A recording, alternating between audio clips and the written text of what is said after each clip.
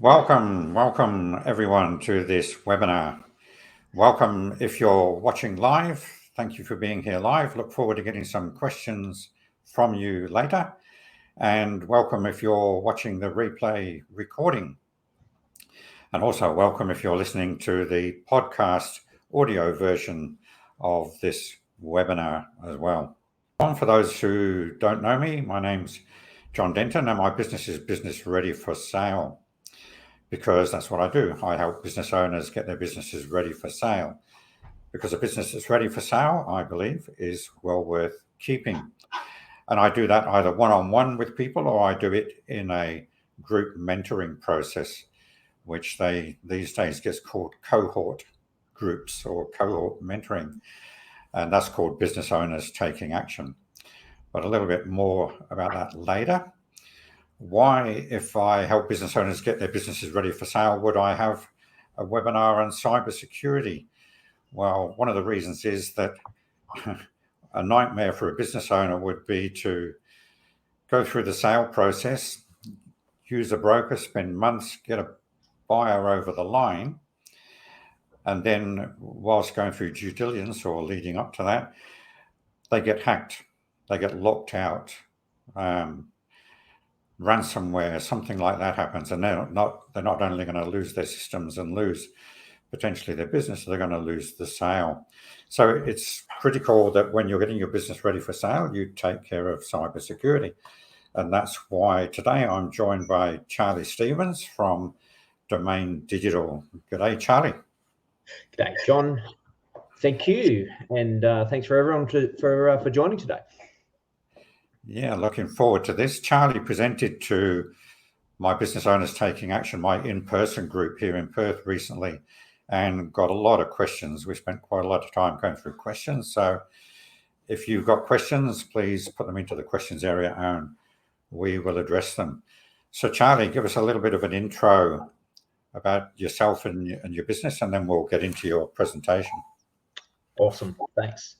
So my business is Domain Digital. We're a managed service provider, and basically we wrap small medium business with services ranging from infrastructure through process through to a cybersecurity framework to ensure that people are secure and reliable moving forward.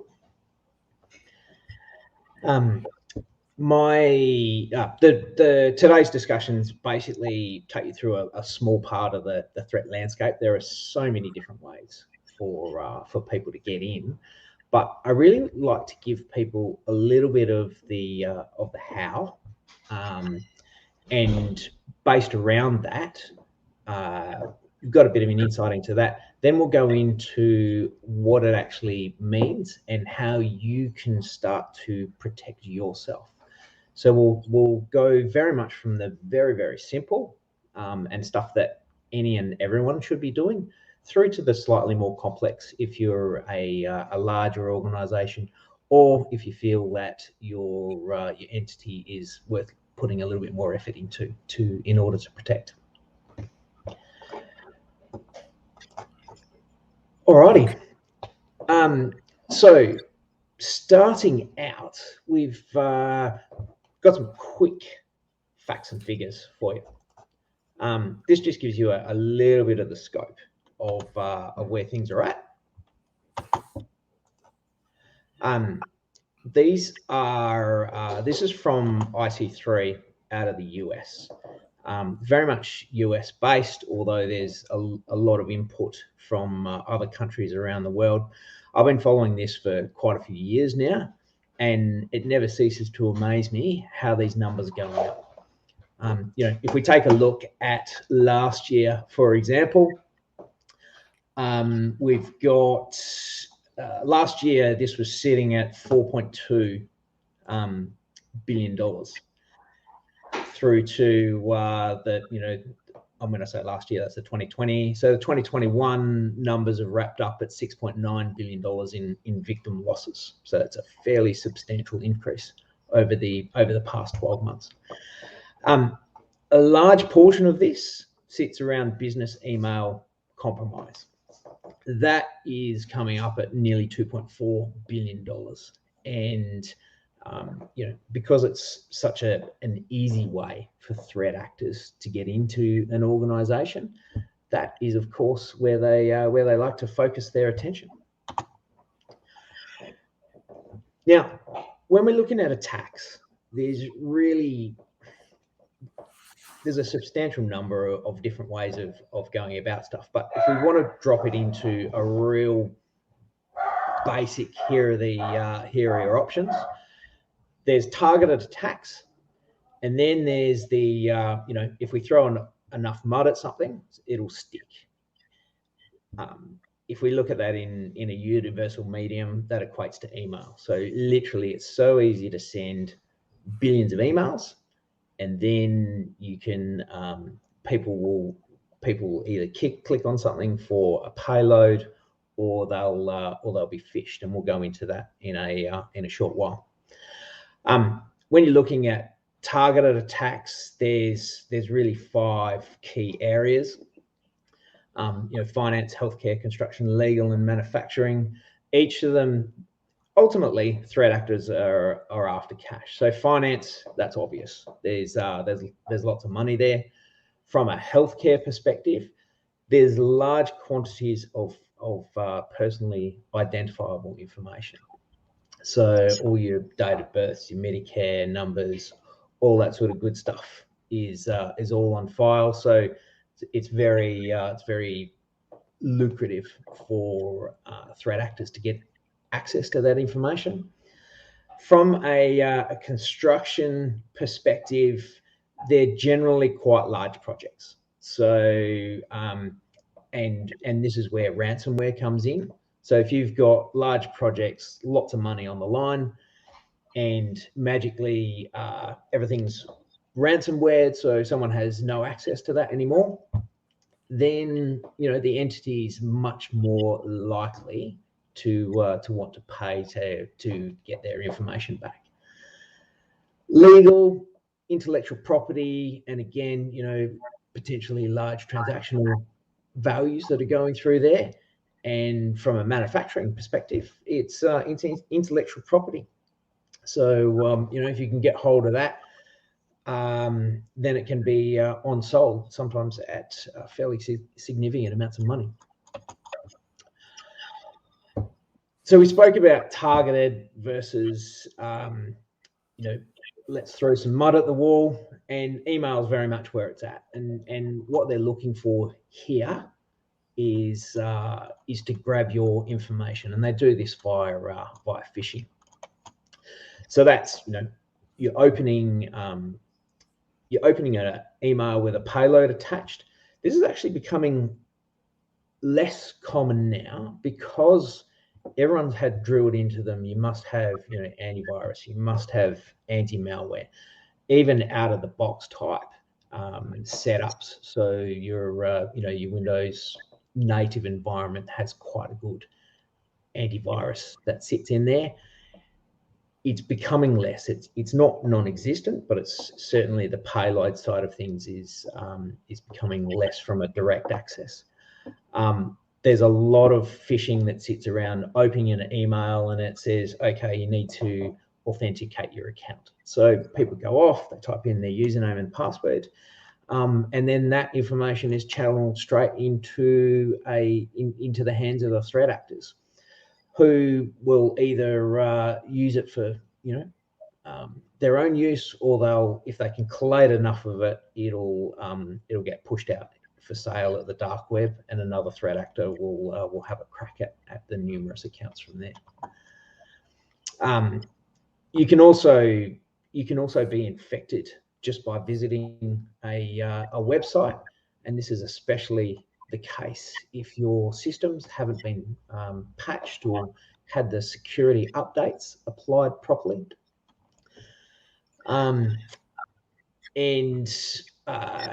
We talked briefly about the phishing side of things for the capture of login details.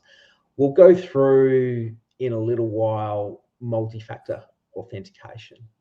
So if you give someone your username and password, that's obviously not a good thing.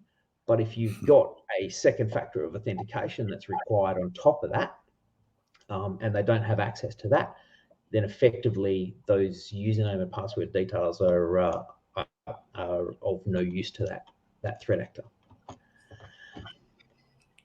Payloads that get released can sit in systems for a very long time, and there's numerous things that occur in these situations. Basically, the payloads can sit there and they can start to move sideways through an organization, and that situation is once you're behind a firewall, you can start to get into other systems. So multiple levels of detection are actually needed within today's network to make sure that you continue to be protected.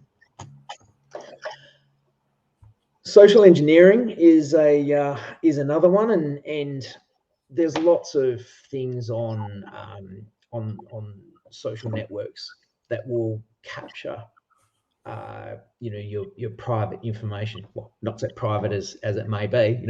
Things like what's your dog's name, what's your mother's maiden name, what was the first street that you lived on, what kind of car did you first drive, and all this information is corresponds to the kind of details that a bank, for example, will request to verify that that if you're trying to retrieve some information. Now, if you're dropping like a little bit of information here and there, you don't feel that it's a big thing. But the point is that the systems are collating all of that detail and it's building a picture about you. So literally the threat actors are trying to understand who you are, what you do, where you live, what your date of birth is, and all that other information. Once they got enough detail there, then they can call your bank or call your phone company, for example, and start to make changes from there.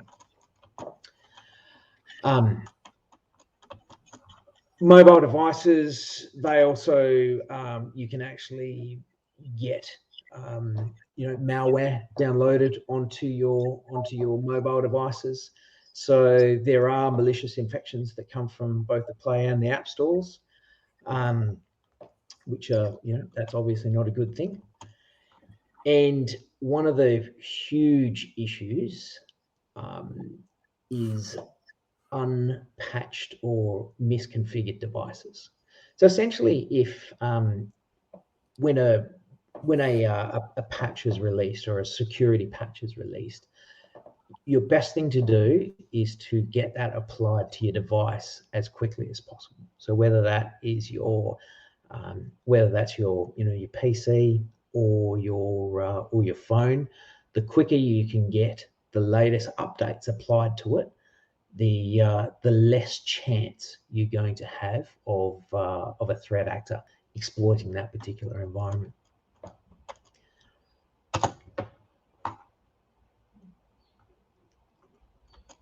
Things have changed considerably in the security world. I mean, it's pretty much gone from not if but when, and rather than looking at a pure protection type setup, which is the case, a number of years ago, we'd look to set up a secure perimeter to make sure that no one got in, and we just hope that no one got in.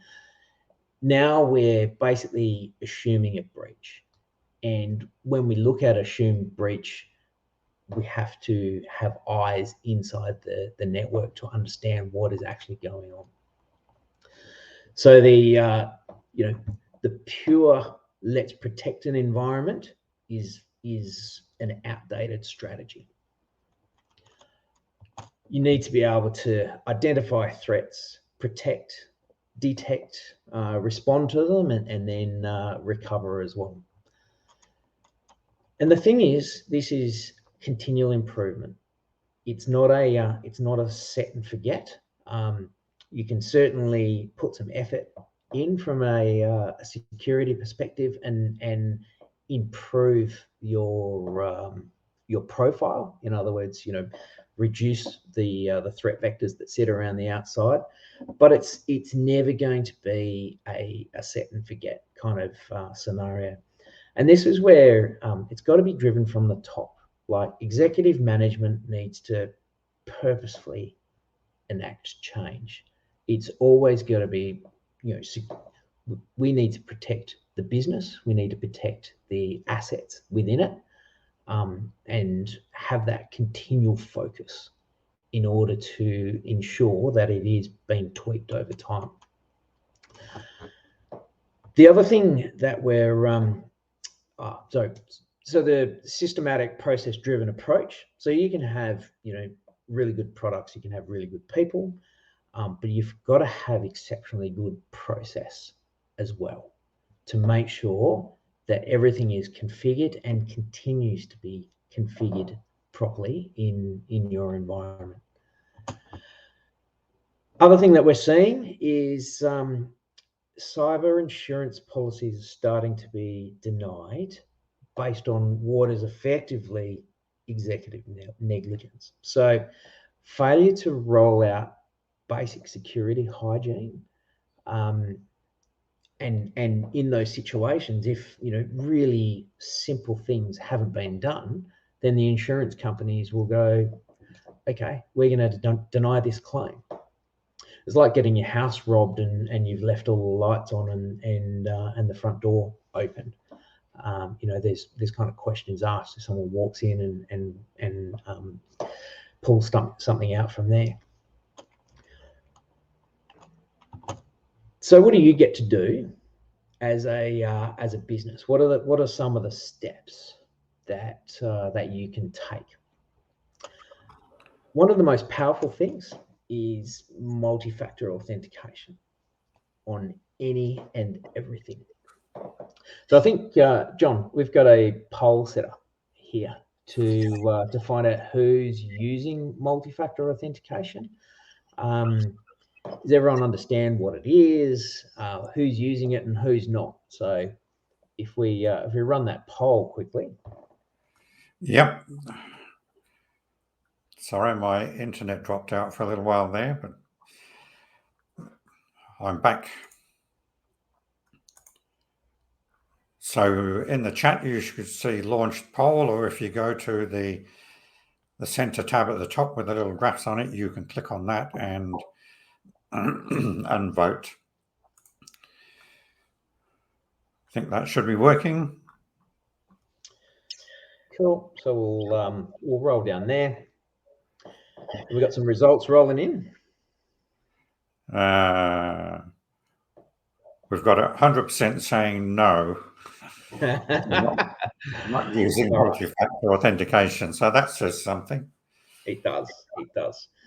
So two things here. If you look at, we spoke earlier about if someone gets phished and either they accidentally give away their username and password, then if you've got multi-factor authentication on, the threat actors put in the username, they put in the password, and then when they're challenged for that second factor of authentication, if they don't have it, they're not able to get access to your environment. And the added bonus with that, of course, is if you've got push multi-factor set up, then you'll get a buzz on your phone that says, do you allow this application access? And obviously the answer is no, because it wasn't you. So you can see that someone's actually hacked your account. And then you can go ahead and actually change your password from there. We've got a little E8 on the end here. So E8 stands, that's part of the Australian Signals Directorate Essential 8, which is it's essentially 8 key controls that the Australian government has suggested every organisation should put in place in order to be able to keep them at the minimum protection levels. So next items that's really simple for small business to do is to apply the latest patches to everything. So this is your phones, your computers, servers, firewall switches, everything. And again, this is part of the E8 because when a software developer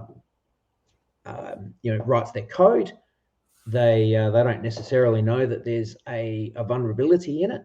So it goes out into the big bad world. Someone will figure out that there's a hole in there somewhere along the line. So then they write a patch, and that patch is released as a security update for you.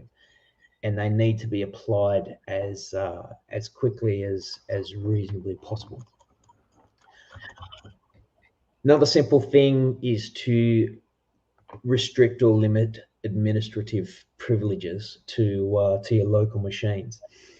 And even as what I hear from feedback from a lot of business owners, I'm the business owner. I should have administrative access to my local machine to do as I please. There's an argument for and against that, which is fine. But if you are looking for local administrative access, it should actually be a separate account.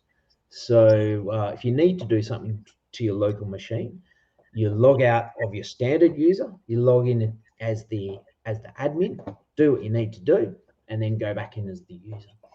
And the reason this is important is because any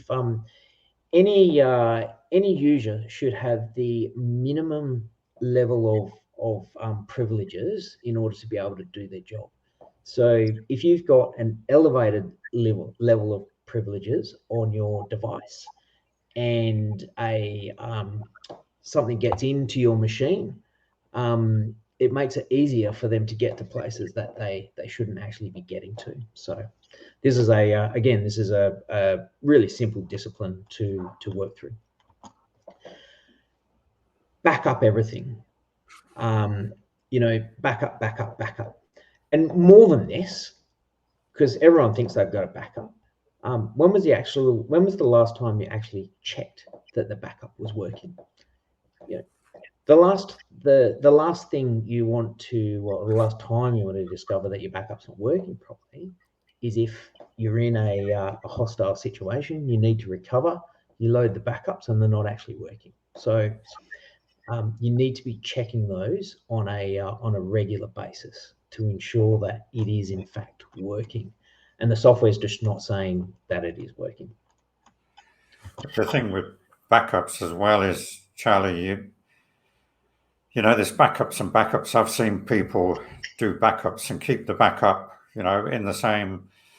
Well, the first thing is you're better to disconnect the backup, aren't you, and take it away, take it off site. Things can get destroyed. If you have a fire and the office burns down, if everything's stored, you know what I mean? Oh, unquestionably.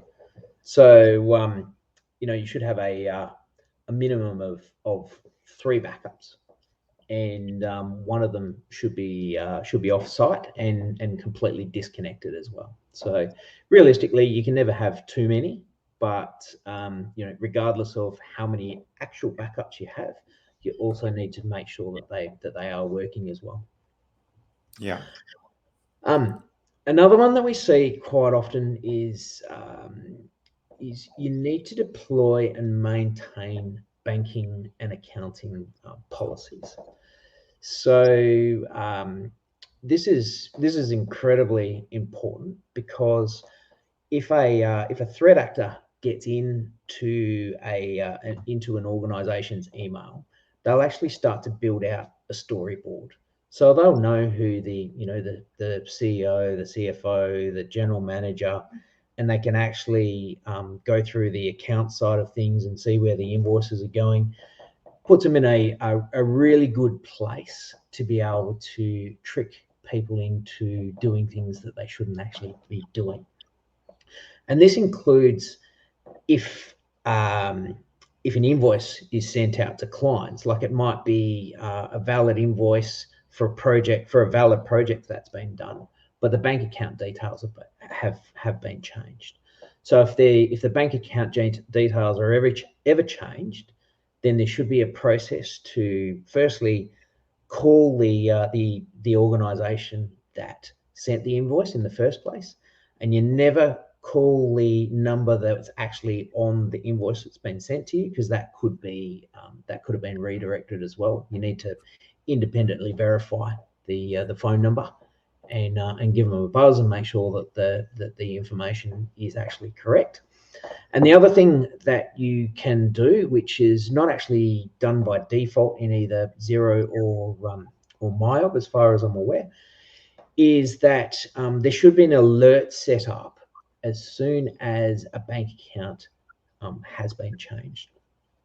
And what this will do is, if someone goes in and changes the bank account, and then there's alert that goes out to multiple other people, there should be questions asked. Why was this bank account changed? Did you independently, call and verify that the new bank account details are correct? And in that way, you can capture, or you can hope to capture, if there has been a threat actor trying to inject new bank account details. So there was something I was just discussing with John earlier. Rob Heathcote, who's a famous horse trainer, lost almost 100K to scammers posing as Mercedes-Benz. So he thought he was interacting with Mercedes, organising a new car, and got an invoice sent through. He paid the invoice, and that was all fine, except for that money went into the threat actors' bank accounts instead of Mercedes. So that's going to be an interesting case to see how that rolls through. Again, so all of these things are pretty easy to do, and they just help you to reduce improve your security posture a little bit. You can also use a password manager. So again, John, you were looking at doing a poll on this. Let's get a bit of a pulse on how many people actually have password managers. Yep. So that poll is in the chat now. You can click on that and answer the poll and tell us whether you use a password manager. Yes, no. What's a password manager? It's all good. So let's roll just quickly through some of the things that a password manager will do for you. So as a discipline, you should never use a password more than once. And the reason for that is if a website ever gets compromised and your password information gets sucked out of it, if they have your username, which is normally your email address, and then they have a password that's been used in multiple sites, obviously they can start to log into those multiple other sites and get access to your information. So never ever use a password more than once. Yeah, we ended up with 50% said no, 25% said what's a password manager, and 25% just said yes for everything. So it's a real mix. Bit of a mix there. All right. Well, hopefully we might have convinced you to at least consider using a password manager down the track. Just a quick one on this. A lot of people feel that using a password manager is going to be a bit of an impost into their lives. But once you get used to it, it makes your life so much easier. Makes it easier to create passwords. The passwords are automatically injected into the websites on the way through. It's actually quicker and it's far more secure. So it really is worth your time to investigate and use a password manager. Are you going to recommend any password managers later on, or? Well, LastPass is always a good bet. They've got some very good reports that can come out of that. So they will tell you whether you've used a password more than once. They will tell you whether your passwords are weak, weak, medium, or strong. So if they're using minimum complexity with upper lowercase numbers and symbols. You should also be using passwords of a minimum length. So if you're using a password if you're using a automated password generator with a password manager, why wouldn't you use a longer password? It's simple and very easy to do. And the other thing they'll do is actually go through and scan the dark web for compromised passwords. So we spoke before about business email compromise. If your details have been scraped and then put on to the dark web for sale by a threat actor, then that will actually get picked up and you'll be notified. So then you have the opportunity to actually change your passwords at that stage. Now, hopefully, you're running multi-factor authentication on anything or any and everything, so that will reduce the the threat a bit. But if someone else knows your password, it's obviously a good time to change it at that stage. So they were the really simple things to roll through. Just while you're talking about passwords, Charlie, it still amazes me that with banks, Westpac, you can only use letters and numbers, and it's got to be 6 letters and numbers. That's not very secure, So why are the banks so far behind on this stuff? They're running very, very old systems that basically they're not able to cater for special characters. So special characters or long password lengths. So that's the reason why the authentication through the bank systems are of such simple passwords. They do have substantial amounts of additional security that sits on top to monitor for abnormal activity. I mean, it's in their best interest to ensure that people threat actors don't get access to your money, which will end up ultimately being the bank's money if it disappears. So it is a source of frustration, but you can rest assured that they certainly do have significant layers of additional security to keep your money safe. That's reassuring. Thank you. What else can we do? Security awareness training. So we're looking at the stats. So business email compromise is a significant area of loss when you look at the total pie, and that comes through people, because people are potentially clicking on things that they shouldn't, potentially putting information into spots that they shouldn't. So running security awareness training programs can help educate your staff on on improving their security posture. Now, security awareness training has improved significantly over the years. We first started out by going, well, everyone needs to go through security awareness training, and the point here was, everyone thinks they're an expert, so why would they want to do security awareness training?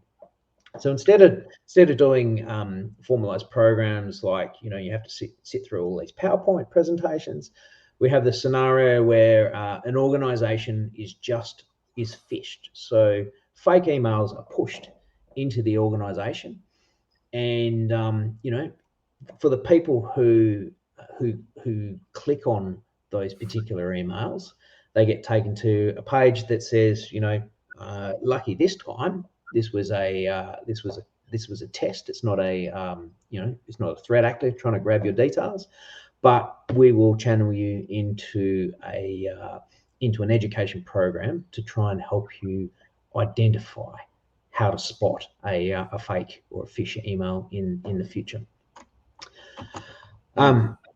Application whitelisting. So application whitelisting is a little bit like a bouncer at the front door of a nightclub. If your name's not on the list, you're simply not allowed in.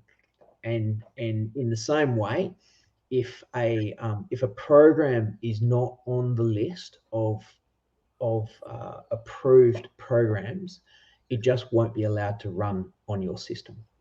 So in that situation, you got application whitelisting applied to your environment. A payload comes in via email, someone clicks on the wrong thing. For whatever reason, it gets through all your antivirus and all that sort of good stuff, and then it goes to run, and the application whitelisting is going, no, you can't run. Simple as that. So this is extraordinarily powerful. Now, up until relatively recently, I suppose, application whitelisting was incredibly difficult to administer. But the latest iterations of this technology have significantly improved the administrative burden of applying this, and it really does make sense to drop it onto your environment.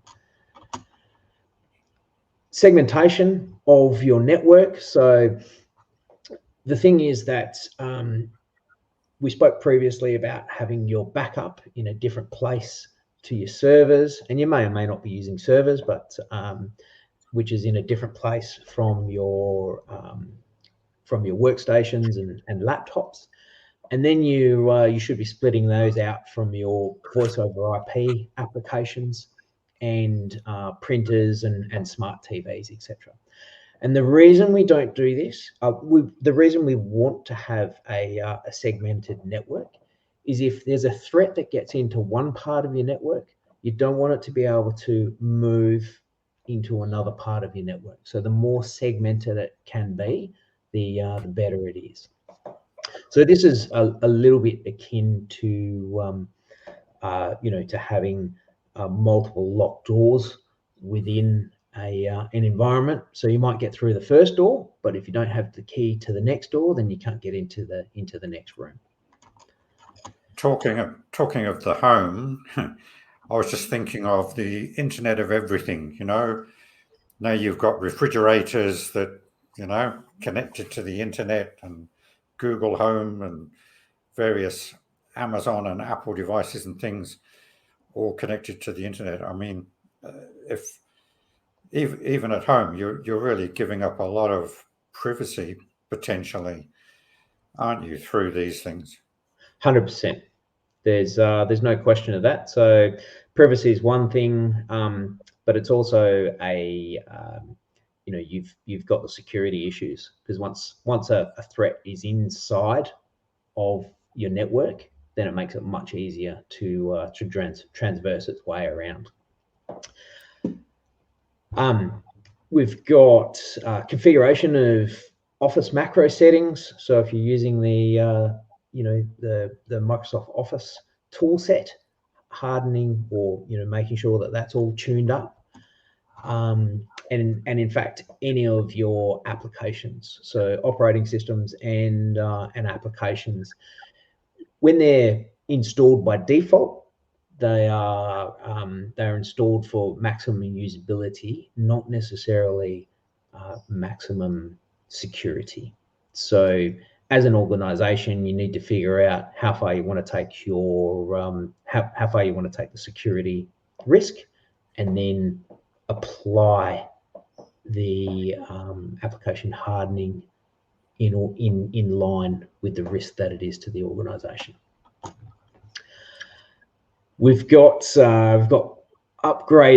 much upgraded antivirus and anti-malware platforms. So these are endpoint detection and response platforms. So these are usually fed through artificial intelligence. So not only are they looking at the standard signatures to say, that definitely is a virus or that definitely is a piece of malware. There might be a 0-day threat, something that no one has ever seen before, and it starts doing some odd behaviors. At that stage, the information's fed through to AI. It picks it up and goes, all right, this is not right. I'm going to have to get a security operations center analyst onto this, And so you have a real person actually looking at your system in real time, and then they'll make a decision as to whether it is indeed a threat. And if it is, what happens from there. So that's so the EDR is a prevention tool, and then you've got the security information and event management platform. So this is detection tool set, and it's effectively CCTV inside your network. So it's not going to prevent something from happening, but what it does do is if if a threat actually does get in, it can see literally everything that threat has touched, every registry key, every application that it's gone through, and in that way you can wind it back much easier. Mobile device management. So this allows you to do a whole bunch of things, including making sure that the mobile devices are up to date. You can do geo tracking. You can do remote wiping of the devices. So if a device is lost, you can go, right, okay, we can't see it, but we're going to make sure, or it gets stolen, we're going to wipe all the sensitive information off it. So are mobiles a real threat? Because people keep their credit cards and all this stuff in their phones these days. Absolutely, and you've still got access to SharePoint in a corporate environment. You've still got access to OneDrive, and yeah, there's a whole bunch of sensitive corporate information that you've got access to via your mobile. So it is, yes, we've been calling a mobile a mobile, like it's different from a computing device, but it's exactly what it is. It's quite a powerful computing device that you just happen to hold in your hand. And yeah, another thing that you can consider doing is upgrading to Microsoft 365 Business Premium, and out of that you'll get access to what they call the security score. So it basically says, this is your security score versus, other people in your industry. So you can see whether you're below average or good. And there's also a whole bunch of recommendations that sit in there that you can apply organizational wide to reduce the threat vectors to your organization. And we're wrapping up to the top of the hour, so I'll roll through quickly. But any solution is going to require people, process, and technology. And people, there's lots of good people out there, and you just need to be able to write a check around technology. You can buy that. But what is incredibly important is process. And this is something that a lot of organizations are missing, is the process to ensure that your people are correctly configuring the technology to give you the best result that you can get. So it really is, you need 3 out of 3 of those environments, of those people, process, and technology in order to keep your environment safe. And pretty much the next step from there is to look at certifications. So the essential 8 that we were discussing previously from the Australian Signals Directorate. It's not a certification, but it is a basic framework, and it's it's a good place to start. You've got ISO 27001, which is the security framework, NIST out of the US, and something I wanted to cover off is there's increasing pressure from larger organisations, including government, to close out their third-party supply chain risk. So what do I mean by this? A large organisation have spent a whole bunch of time and money on their security, and they go, yep, that's great. And then in order to in order for them to supply what they need to supply, they'll have a whole bunch of smaller organizations which may not have, or highly unlikely to have, the same level of security posture. So if they're targeted, then they ultimately end up getting access to the larger organization. And this is especially prevalent in defense. So if you're a defense contractor, as a third-party supplier, then you really need to be stepping up your security in order to continue dealing with them. But we're seeing this across the board.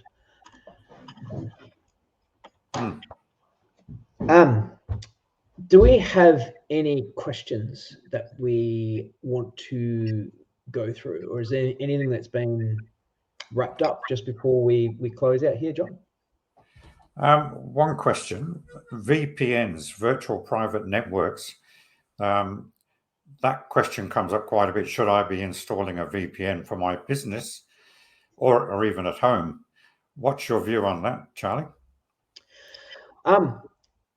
It depends on the environment. So VPNs are becoming a largely legacy style of technology, because it basically means that you've probably got some servers or some sort of on-premise technology, and you need to be able to create a secure tunnel back into that network in order to be able to get access to that information. If that is your, if you do have some legacy equipment, then yeah, VPN works extremely well and should be used. But there's a whole plethora of new styles of technology that will allow you access to all of your data in an encrypted format, without having to create or maintain a VPN. So things like SharePoint, for example. Does that answer your question for you? Yes, I think so. That's the other thing that comes up a lot is that now that a lot more people are working from home, and this probably applies to bigger businesses, but now, is there a danger that people's security at home, their systems or whatever they're using at home to connect to the corporate systems are a threat? Unquestionably. Yeah. Unquestionably. I mean, when everyone is sitting at work, they're behind a good high quality firewall, and there's a whole bunch of protection that sits in and around that. When you're working out of that environment, then the security can certainly be compromised.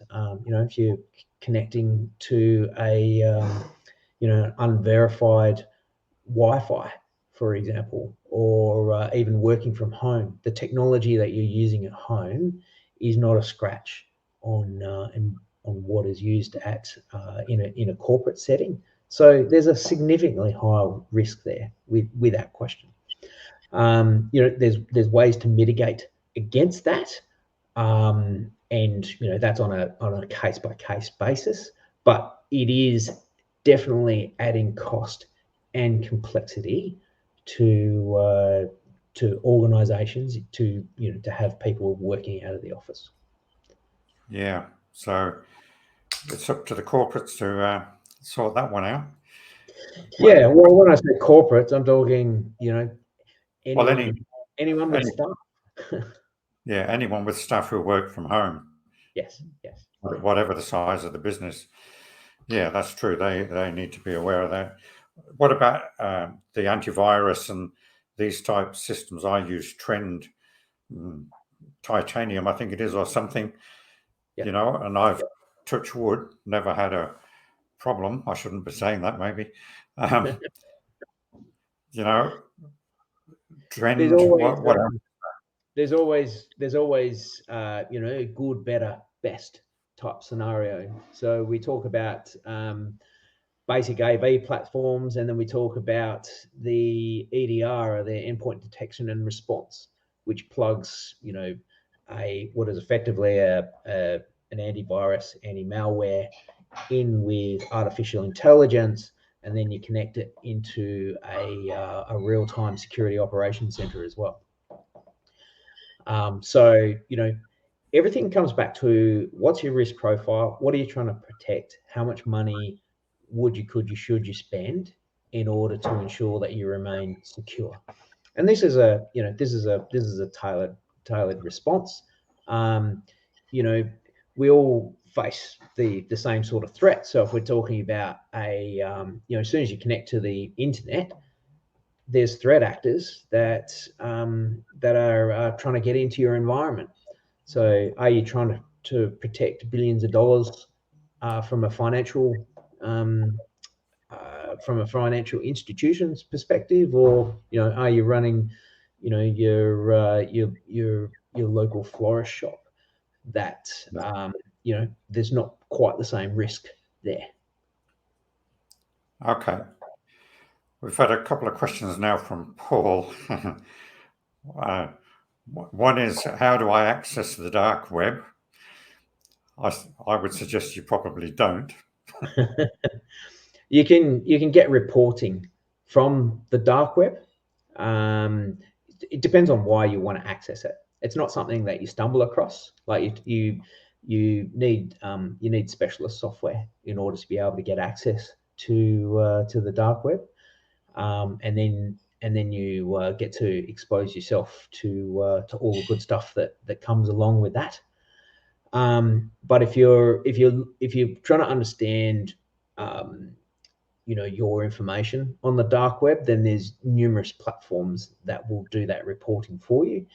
One of which, LastPass, they've got dark web reporting actually baked into the platform, so they can see whether your private information, is up for sale on the dark web. Yeah, I've seen some interesting reports you've done for us in the past. There's a question here from Keith. Should you unlink your computer when not using it? It's a good question. I think you'd be better off putting the appropriate levels of protection onto your machine. Can it be compromised if it's not connected? No, but it also can't be updated if it's not connected as well. So if you disconnect your computer, great. There's no threats that can physically get access to it.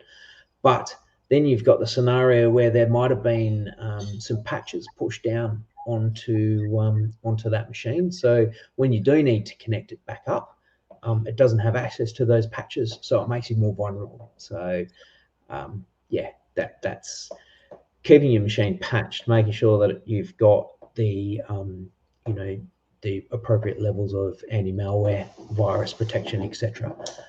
Is probably more important than disconnecting. Yeah, it's an interesting one. I'm a bit paranoid about things, and I sign out of absolutely everything. I never close a browser tab without signing out if I've been logged into something, whatever it is. And then when I'm finished with the computer, I sign out of Microsoft because I'm on a Surface Pro and stuff, and shut it down. That's just me. But when I did some work in defence when I lived in Canberra, I remember a defence guy there saying the only safe security thing was an air gap, when something's not connected. Yes. So, but it just depends, like you said, on where you're at. There, Paul also asked a question about what is a payload. A payload is an unwanted piece of software that is transferred onto your device. So it could be an application that is trying to steal the keystrokes off your computer. It might be a piece of ransomware that's looking to drop some encryption software onto your machine. It could be a bug that's that's looking for other vulnerabilities in your network to start moving sideways and getting access to other parts of your environment. But essentially, a payload is a program that is designed for undesirable or nefarious purposes. And how do we get a payload? I mean, you did cover this early on, but how do I get a payload down onto my computer I don't want one, but how does it happen? Well, you can be simply emailed. So because everyone's got an email address, and the threat actors send out billions and billions of emails every day, and each of those emails has potentially got a payload in it. So that'll get delivered to your machine, and then depending on the state of your machine, depending on the state of the individual that has got access to that email, it may or may not actually be deployed.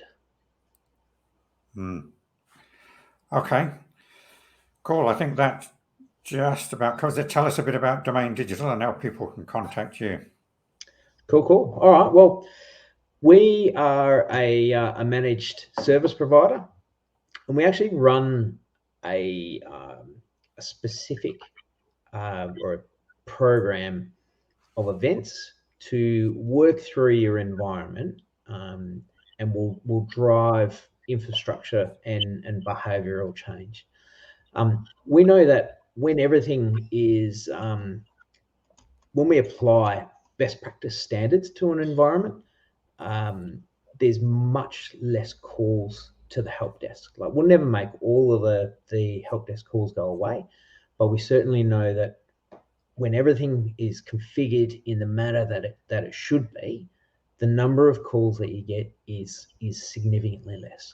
And so that's good for you, because you don't have to call us. It's good for us because we don't have to take the calls, and we can spend more time looking through your environment, making sure that we're improving the security and educating staff, rather than just taking a help desk call to fix something that should never have been broken in the first place. Yeah. And we spoke on this before. You've got people, process, and technology are the three components of systems and security.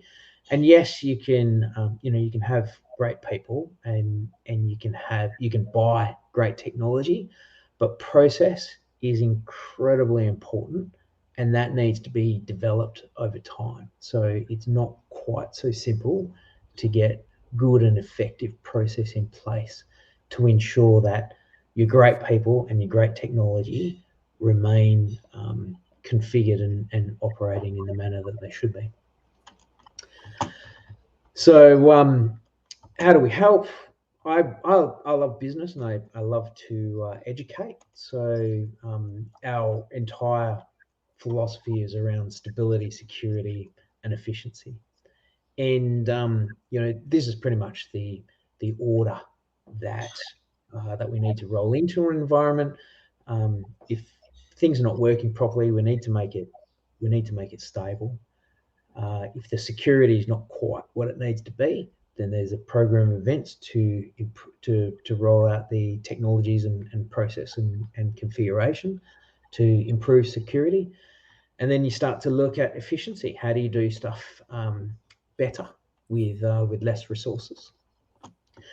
And staff and management issues are often where we're called in. We can help improve these environments, making people's lives a lot easier.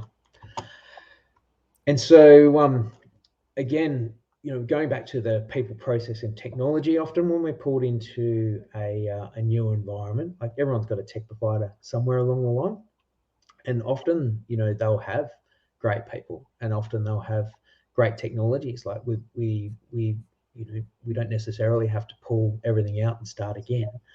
But process failures are systemic, and we see that time and time again. Business conversations, stripping out the tech. Like, a lot of people's eyes glaze over when you're talking about technologies, but if you're having a conversation around business, people are happy to chat about that all day. And we act as the bridge. So understanding business, what are your challenges? How do we fix that from a tech perspective? And make sure that your efficiency are improved along the way. We sort of fit with organisations that are up to 150 seats, and we roll through the security, stability, and efficiency plans to improve the environment. Ultimately, it takes time. It's a journey, but we know that when people pop out on the other side, they'll be in a significantly better place than when they were when they started. Cool. And that's pretty much it.